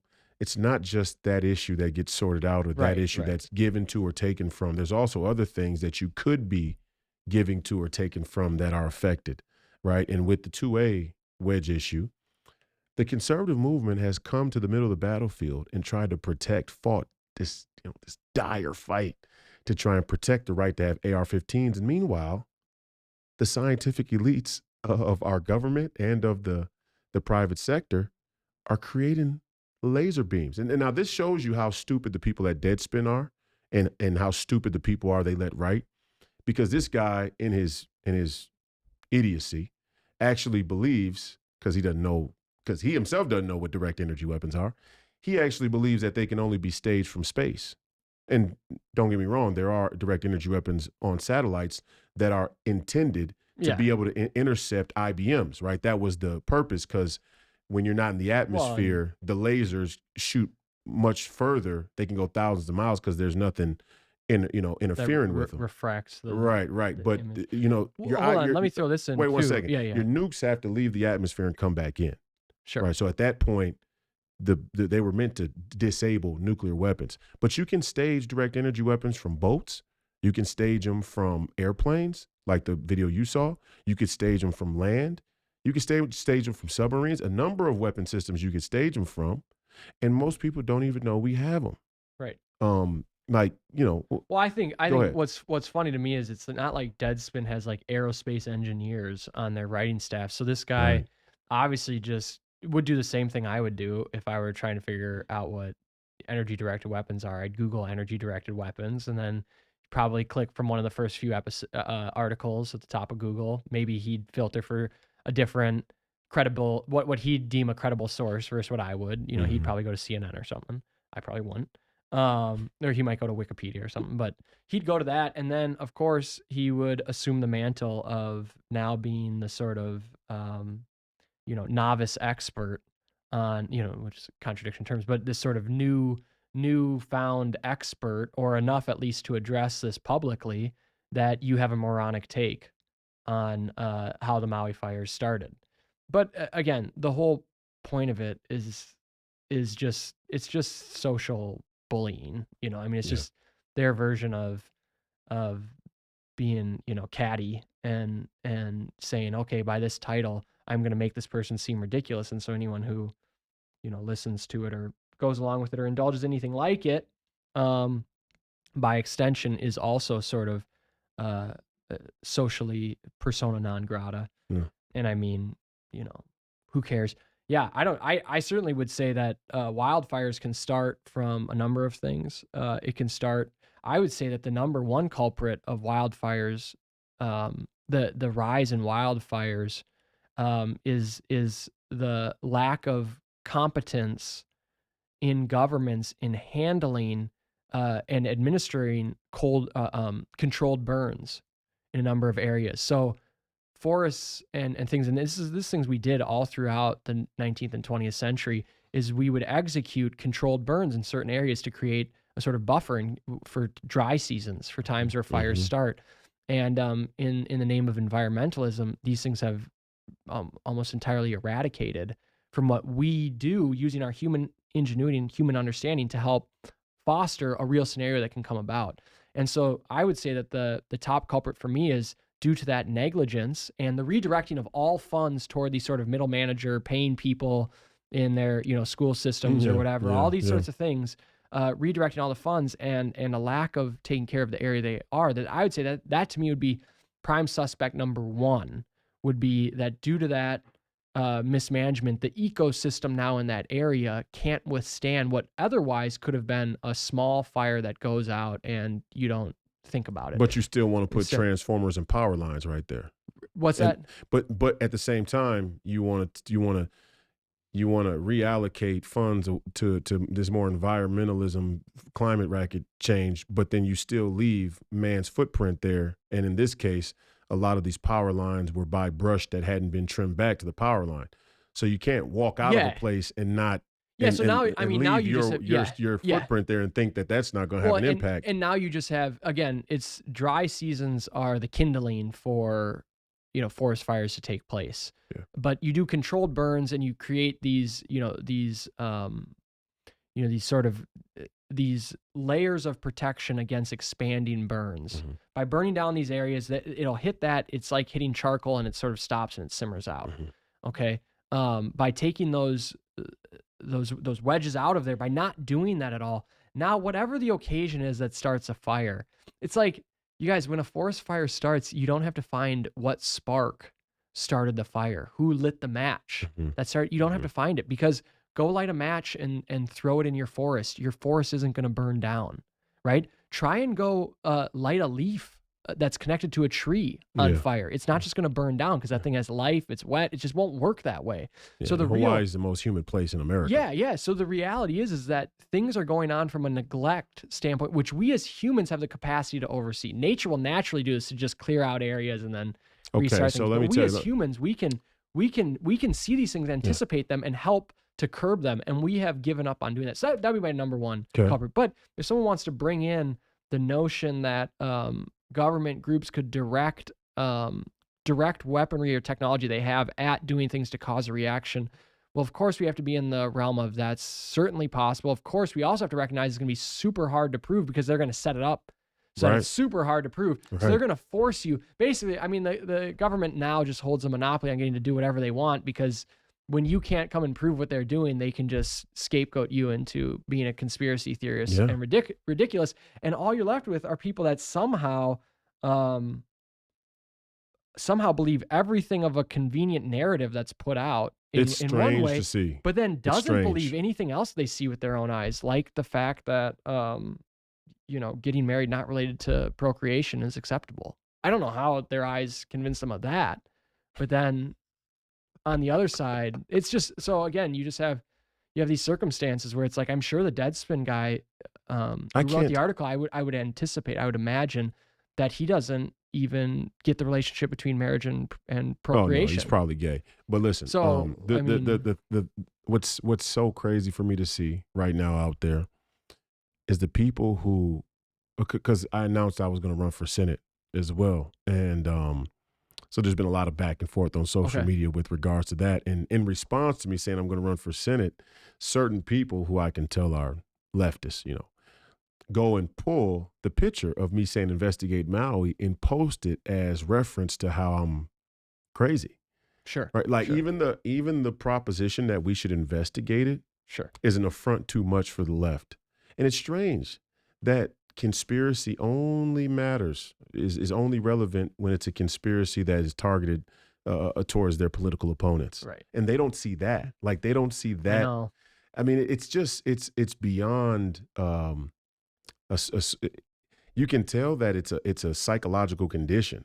Right. It's not even like conscious manipulative dishonesty. There's like a real psychological program happening because Yeah, it's funny. The left has always weaponized psychology against its opponents. So they've always said, like, if you're conservative, then that means that you have, some psychological disorder going on. This happens in Catholicism too, where they say if you're really, traditional in your Catholic faith, like there's some sort of disorder, psychological disorder going on there. And what's really fascinating by it is that it actually seems quite demonstrable where the psychological hang-up is for the people that are in the other camp. That are on the left, like you can usually point to it. They usually have overt things that are directly contrary to nature, which always stems from what we'd call a psychological barrier of revolt. There's a revolt taking place at that level, which is not good for the psyche, where the psyche is in revolt against what it's perceiving in reality. Yeah. Right? That is a problem for how it calibrates everything else. It's funny you put it so like we that. can, so we can have any number of things where it's like, oh, if that's your observed position, well, a woman. If that's your accepted reality in line with you, we actually have a direct example where you're not living in reality. Yes, of where there's a detachment. Yes. In your psyche. Yes. Related to reality, and so if we're gonna, they want to say, well, I don't know, maybe it's anger or it's paranoia or it's these things. By the way, paranoia is very hard to demonstrate. It's very hard to demonstrate that someone's in a category of paranoia. So to throw that accusation at someone for the source of their psychological, illness and disorder is, again, presumptuous. tenuous to say at the best, least. because that's a very hard one to demonstrate. But to take something that's very simple is actually quite easy to demonstrate. Is this color red? Yeah. Not only no, it's not red, but I hate you for even saying it's red. Yeah, that's right. Is a woman a person in potential toward motherhood? Yes or no? Is a man a person in potential to fatherhood? Yes or no? Right? Okay. A woman is a person in potential to motherhood. Okay. I am in no way in potential to motherhood. I don't care what you do or how many ecto farms you set up. I am in no potential to motherhood. Now, could it be that my sperm don't work? Right? Yeah. I still am a man in potential to fatherhood, because you are in one or the other case, even if you're sterile. Yeah. Right? Yeah. But so there you go. A woman is a person in potential to motherhood. Well, the person who can't square that out, who can't see reality, by the way, it's in every dimorphic species. It works that way. A person who can't square that out, we now actually have an exhibit A, of where there's a break between reality and their perception of reality. Right? So we actually have a basis for how. And now when we see the anger and the reaction, I mean, couldn't we say that there's a paranoia against conspiracy? By the way, conspiracy is just collaboration. So Right. Is there a paranoia against any forms of collaboration that take place? Well, yeah. But now I'm not trying to prove paranoia. I'm saying that this break in their reality is obviously going to condition a lot of discombobulation with a lot of things. Right. Right. Right. And so that's one thought that I think is interesting to me. The gotchas never work on them because they don't care. But for saner heads trying to make their way through it, it is kind of valuable to hold in the back of one's mind that there are real markers of insanity taking place. And then, by the way, let's just get to the statistics on self-diagnosis. I mean, people literally going to a doctor to get a diagnosis for mental disorder, mental disease, and the rates for those who have a leftist worldview versus those who have a God-fearing worldview. Or more specifically, non-binary. Oh, yeah. Yes. Yeah. Exactly. The more specific you get in their tenets, the more the rates skew. The closer you get to the closer you get to the apex of their marginalized identities, yes, the more mental health issues there are. More mental, absolutely. Well, they'll try, but their immediate scapegoat is the mental health condition. It's because we're being marginalized. But by the way, Royce, let's also look at this. But there's a self-marginalization in it. But you had a vocal and public revelation of your anxiety to people. You've publicly spoken about your deals, your condition with anxiety in your life, and you have seen. I can say this as your friend, so you don't have to say it yourself. Try and jinx anything, but you have seen your rates of anxiety go like this as you have come into more contact with reality. As you, and by the way, that has aligned with a political movement toward believing in God and spiritual, right? Right. The, sort of the spiritual movement toward belief in God in more tangible and demonstrable ways, and a political philosophy that more aligns with that. And you have seen your anxiety rates. Yeah, absolutely. In the instances of it. And we're talking yes, years. in a couple years. A couple years. I mean, not a couple, but and less, but several diminish. years. And we're talking, years. when I was close friends with you 15 years ago, this was a regular occurrence. And the number of times where you would have to go to the ER was through the roof. So actually, you're even a point in fact case of how the antidote to that illness is to come in contact with reality. Yes. And by the way, I'm the same way because of my marijuana habit, which isn't a drug addiction, which is a symptom of mental illness. And when I pulled that out, and hadn't even fully pulled it out, the intense depression, as my worldview aligned with reality and submitted to reality, there's no drugs, there's no medication. I don't even take vitamins. Yeah. And I'm not trying to, but I'm saying there's literally nothing, and the stability of it is evident and demonstrable. Right. And absolutely. And then when I think about being a young man or a teenager, even my casual desires or what I want to say. Yeah. Imagination of what I wanted to be was completely and utterly out of control. Yeah. Right? Like, Yes. like Totally you know, at disordered. 20, Yeah, mine too. yeah, at 20 years old, you know, I fought the NBA and it was about policy. So there was a grounding in that Yeah. that made everything very local. But in my, you know, in my heart of And hearts, your in aspirations. in Yeah. my eyes, you know, in my you know, third eye or whatever, you know, this aspiration of who I Yeah. wanted to be, it was always like this world traveling, Yeah. business accomplished, prestigious magnate. Yeah. You know, Yeah. it's just Yeah. this Yeah. kind of Well, I this remember it. The ideals for corporations and all these things, yeah. and Just a serial entrepreneur. it was. And really what it No, I was mean it is was to be Tony Stark. every Iron Man. guy, every It's to be young Iron Man. man wants to be Tony Stark. Yeah. And what's funny about it is it really is a metropolitan globalist worldview. Yes. And the lack of boundaries around one's own ambitions. Yes. And the more it got shrunk to the point where now it's like, oh, the only antidote to that type of anxiety is community-based, conservative Yeah. Christian nationalism Yes. with borders, with reasonable, With real roots, with real common sense, with an identity, with airtight logic on things. You single it moral out. virtue. Contradictions Yeah. cannot survive in a healthy psyche. Yes. Or we shall say, you cannot have a healthy psyche where contradictions exist, especially where they're conscious to you. I bring that into it. I bring that into it just to say, when I look at some of these people, who are detractors, who will pull out the picture of me saying investigate Maui and go, look, this is who this person is. Enough said. Like as if investigating a place where that was just on fire, where American citizens died, that's somehow wrong. I mean, we should investigate it just for the response adequate. When a house burns down, they send the forensic fire unit to figure out what happened. Okay, so when I look at these people and I go look into these people, because I like to do that, just see what I'm dealing with. Often it's exactly what I would pre-assume. Always anime.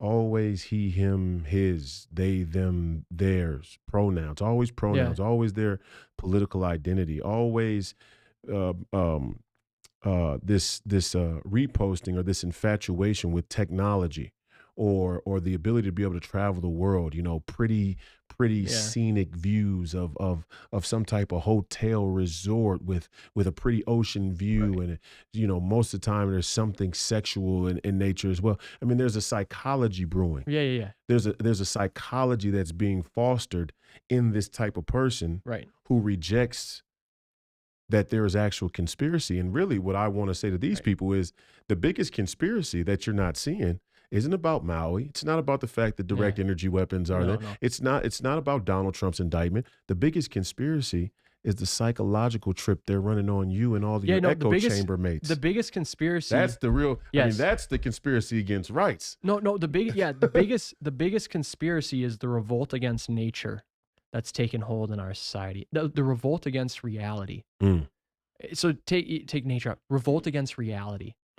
That is the biggest conspiracy, and they're right there spearheading it. They're in the thick of it. You know, locked arms with everyone else in their conspiracy to revolt against reality.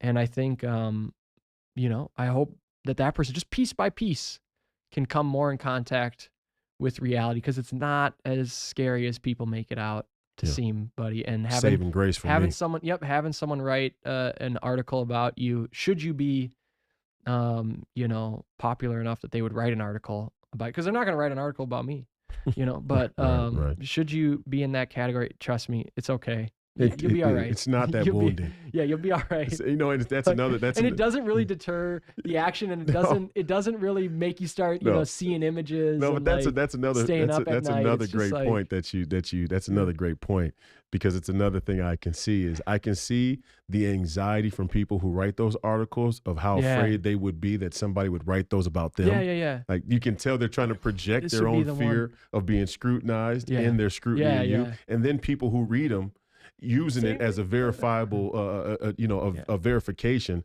that whatever they think is true, when really you guys just are, you know. And I want to say this before we go. What makes Donald Trump a great leader? Okay. What makes any leader a great leader, including Donald Trump, is their ability to accept rejection. Right. And this was his failing. This was his failing in the first This term. was actually the failing, but no, in one way. Yes, no, I mean, once he got, I mean, the locus of where he's failed most, especially when he was president, was trying to court those who had rejected him. That's the locus of his greatest failure. And it was actually pretty severe. But the locus of his greatest strength is when he powers on despite rejection. And so, of course, for him, it's at both ends. And so, yeah, there's a process. It doesn't always have to come the same way. It doesn't have to come with the person who will push back against or will disregard rejection will also court it on the other side. It's not automatic.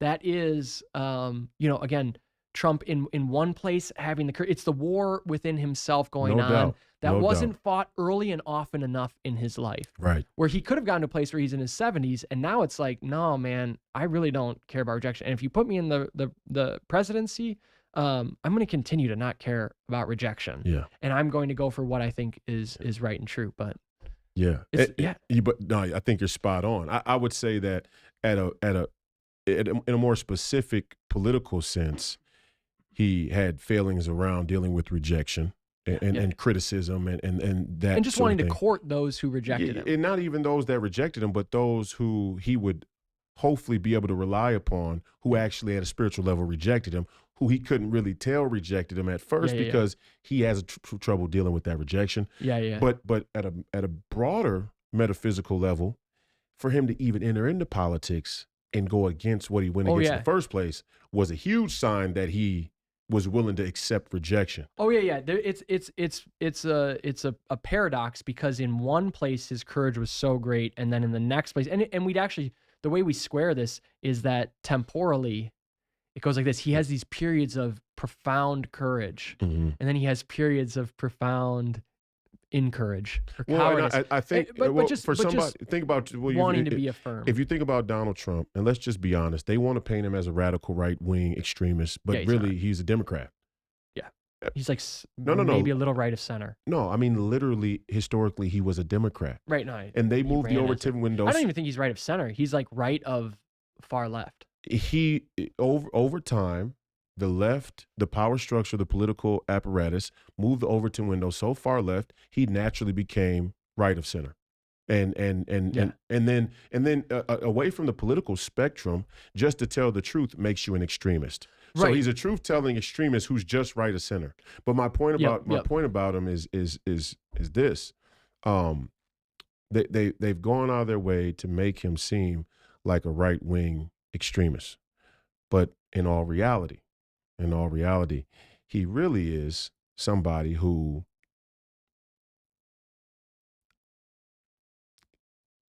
for all intents and purposes, it's not that he wanted to be like, in my opinion.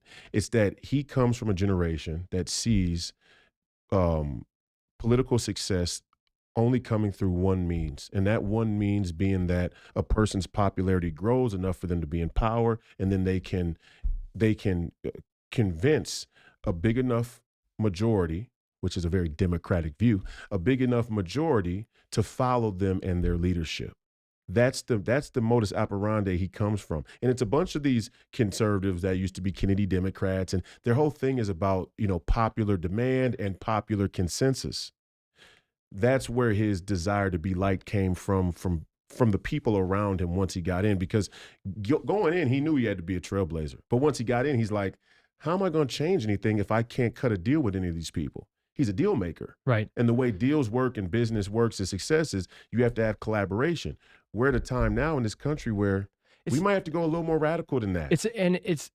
Let's go one step further, because we have talked about this at length personally, privately. Donald Trump is someone who has great instincts. It's like any athlete who has great instincts, any artist that has great instincts, any writer that has great instincts. If you do not perfect your craft along with it, eventually, not only will those instincts start to not bear the same fruits, they will leave you vulnerable to gaps and failings. So put it this way, Trump has good instincts, but if someone is doing a subtle long con from the inside against him, if you don't have principles very, very airtight, you're not going to be able to see and adjust to it all along the way. There's going to be so many things that just in the course of a day and a week and a month, you have to let bounce off you because of the constraints of time. No that doubt. slowly this is going to magnify if the instinct never converts to sort of conscious principles, understanding. And so that's his, I mean, the thing is that the people who have been schooled in the art of politics in this day and age bring with it so much junk that their instincts get totally withered away and gone. Yep. Right? So his value was that he didn't have that form of political formation. That political training. Yes. Yeah. But what ended up harming him is he also didn't have a sort of spiritual, philosophical, metaphysical principle formation where now he could endure harnessing those instincts along the way. And so there it just slowly creeps in more subtly and over time to dismantle it. And I mean, that's it, like we said, any great basketball player, even if they maybe have more talent than someone else and can ride on more of it, they're still, as they grow in their craft, if they are to grow in it, there's a harnessing of what they can do. And if it's not there, then they do start to get exposed, and it does flame out for them. So I really think that that's the best explanation for tracking what we saw, that the instincts very much on point. See, the skill work that you do is meant to refine and bolster the instincts, so they actually become even more courageous, more exact, more to the point. I think our conversations, I think our conversations demonstrate that we don't have to move away from the points. We can dive more clearly into the points. And so I think from there, then it again, the instinct is actually benefited by it. And so the benefit of competition. What happened with his instinct had to get shifted and degraded because he didn't have the cultivation, just the discipline there to bolster it. And so then the instinct is like tempered. And so Trump in 2019 is not Trump of 2015. And he is under the guise that, well, maybe I'm just progressing, I'm trying to make deals, I'm moving forward. But the ebb and flow. The reality, but the ebb and flow now, remember. Correct. Now he's back on the upturn. Exactly. So if we look at his arc, it's like, okay, so now he realizes, and so now he's back, and there's the revitalized instinct now with more precision and practice. So there's no doubt a second term he would handle more shrewdly than a first term. No doubt. But that's also the question is, will they let him get there? That's also why the effort then increases, because they go, like you said, the real danger is not his right of left, not even right of center, right of left political views. It's his calling out their false reality. Yes. That is the real danger. Absolutely. That's the thing that threatens them. That's the thing that psychologically threatens those people individually and collectively. You can see the desperate reaction. It's like a leap of desperation on their part. They're willing to look corrupt in front of the people who they say they have no problems. This whole 800-year thing. Yeah. I mean, it's just dispense with every resemblance of honor and truth and justice or all the things they say they're fighting for. Yeah. It's just whatever. And finally, I want to say with Donald Trump here, we're not saying this to as an indictment of Donald Trump. I'm saying it for is this go around, there are a lot of little rhino cuck motherfuckers hanging around Donald Trump the first go around. This go around, they better be very, very afraid, because this go around, there's people like me that weren't around in 2016. Right. There's people like me that weren't involved in 2016 that are now coming up the six, machine gunning. Right. And this time, I think Donald Trump's going to be more receptive to letting people like me and the others around the country be the ones who are close to him. And then he can have that team of 30 pipe hitters. Right. He can have that team of 500 shock troops and the people that he hires there in the cabinet and the administration when he gets in power, if they let him. Yeah. And that's what I'm saying is he may have had failings the first go around and letting people around him, but this go around, the team that he creates, you better watch out. And it's going to be murder's row of hitters. But now you can see why their 800-year sentence, though disproportionate to any common sense, is actually proportionate to their fear. Absolutely. It's very actually, if anything, they probably think it's tempered in relation to their fear. Oh, they love to just roll in and kill them. Yeah, they think that they don't want to do trial. Yeah, exactly. So imprisonment. They think, let's just kill this exactly, guy. Their caliber for what would be proportionate to their fear of what could come with that would be far greater. Yeah. World War III. Yeah. Easy. And they're willing to go to World War III. That's what. And maybe they're willing to release another pandemic. We don't know how far they're willing to go. Yeah, it's because that fear. This is just the fear drives the people, and I want people to try and understand the stratification of deep state government. If I could put it together in a nutshell, when we're talking about Maui and direct energy weapons, we're talking about the highest level of advanced technology and weapons. Okay, we're talking about a very small scientific elite and their corporate collaborators, the money changers, people who fund that type of scientific research. So that's one layer. And when you talk about a war in the Ukraine and that type of military industrial complex, the business of war, you're talking about another layer down. When you're talking about corrupt political, congressional, senatorial, or district attorneys or judges, this is another layer down. And all three layers are working on things at the same time. This is just a bunch of, the indictments are a bunch of unarticulate, unintelligent goombas using the only straws they have, the only weapons they have to go after a man the only way they can. The only way the Congress and Senate and this sort of political elite can go after Donald Trump is through lawfare, right? But there are other layers of the corruption that we should be worried about as well. And we don't know the level of desperation they'll show at that layer. Right. And so I think that's a good closing note. Yeah. Well, AJ Barker, thanks for being here again, man. We'll dive into UFOs and aliens the next time you're here because I want to hear your take. We appreciate it, brother. And as always, Godspeed. Thanks for having me.